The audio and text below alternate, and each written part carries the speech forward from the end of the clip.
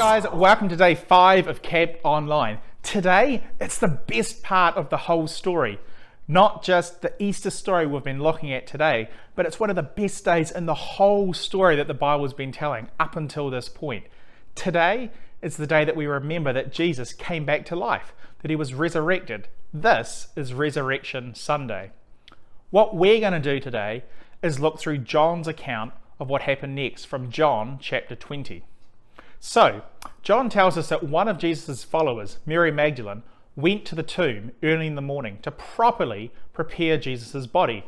But when she got there, she saw that the stone that was blocking the entrance had been moved away. So she ran back to Peter and John and she told them, "They have taken the Lord out of the tomb. We don't know where they've put him." So Peter and John started running back to the tomb. And this is where John adds a little bit into his gospel. He mentions that he outran Peter getting to the tomb.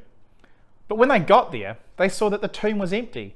The cloth that Jesus' body had been wrapped in was neatly folded up. They realized that Jesus wasn't there. From the facts in front of them, they knew that Jesus had come back to life, had been resurrected, but it didn't click in their heads that this was the thing that the whole of the Old Testament had been leading up to. Now, Peter and John went back home, but Mary stayed behind, and she started crying by the empty tomb.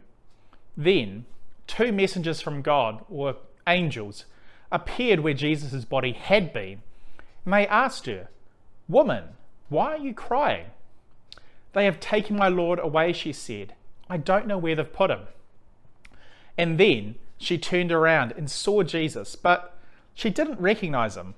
Maybe it was still dark, maybe Jesus looked a bit different, maybe Mary was struggling to see properly through the tears in her eyes.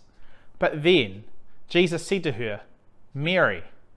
She turned towards him, then she cried out in the Aramaic language, "Rabboni," which means teacher. Jesus said to her, "Don't hold on to me. I have not yet returned to the Father. Instead, go to those who believe in me. Tell them, I am returning to my Father and your Father, to my God and your God." So Mary Magdalene went to the disciples with the news. She said, "I have seen the Lord," and she told them all of the things that he had said to her. So, Jesus is alive. Tomorrow, we're going to look at some of the things Jesus did after his resurrection, after he came back from the grave. But today, we get to celebrate. Jesus is alive. And the Bible tells us that on the cross, Jesus took the punishment that God's people's sin deserves. He took our place, which is great news, but it's only half of the story.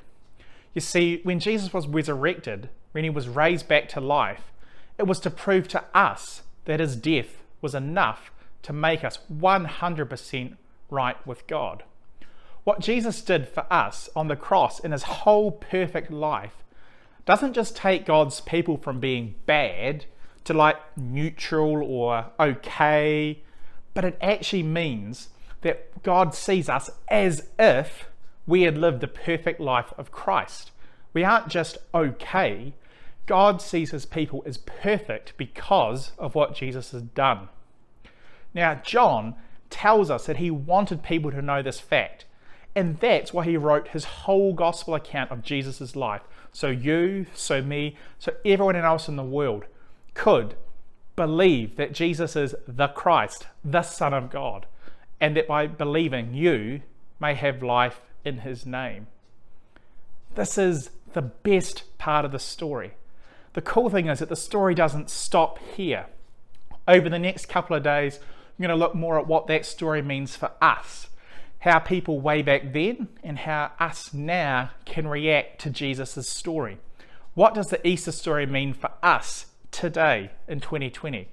I'll see all you guys tomorrow, and for the rest of Camp Online, we'll look more at that. Thanks very much. See you tomorrow.